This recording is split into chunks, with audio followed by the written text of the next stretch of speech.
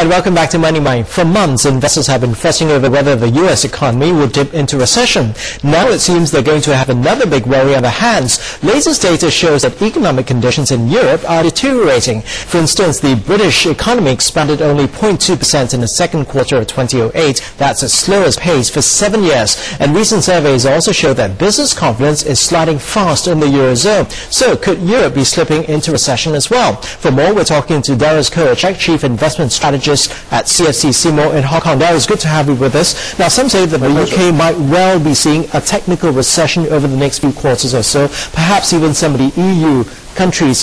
Is the Eurozone sliding into recession in your view?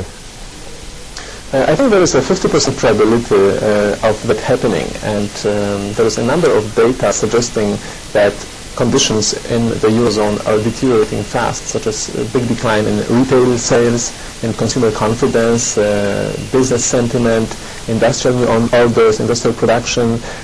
On top of that, the first quarter saw very substantial GDP growth, providing difficult base effect for the second quarter. So I think we may see a contraction in the second quarter, and then who knows what happens in the third.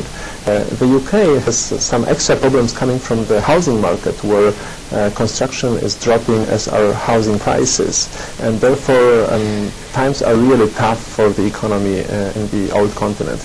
Now, there are some forecasts out there that say that Asia may perhaps grow around 7% this year on average. Should that number be revised down given the problems that we're seeing in the Eurozone? I think that there may be grounds for modest downward revision of that figure. However, problems in the Eurozone are not the main reason. In fact, Asia is benefiting quite a lot from exchange rate movements against the euro, which make Asian export to the common currency area much cheaper. So demand for Asia and Europe should be sustained because of the exchange rate issue. However, there is the specter of Japan falling into recession possibly in the second half of this year, and some other major economies such as India slowing due to monetary tightening. As a result, 7% may be quite an ambitious forecast for this year GDP growth in Asia. Now, given what you've said, of course, we do have oil prices. Has that been factored into your consideration here? Oil prices are a key threat. However, so far, at least through the second quarter of this year, Asia has been sheltered from high energy costs due to government subsidies. But obviously, subsidies are being reduced at a fairly dramatic pace in most of the countries in the region, and as this happens, consumer demand and possibly industrial demand for oil and its products will somewhat decline.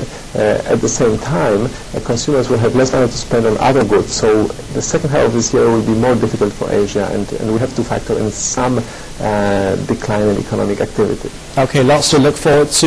Dariusz, good to talk to you. Thank you so much indeed for your time today. Dariusz Kowalczyk, there is from CFC Seymour in Hong Kong. Well,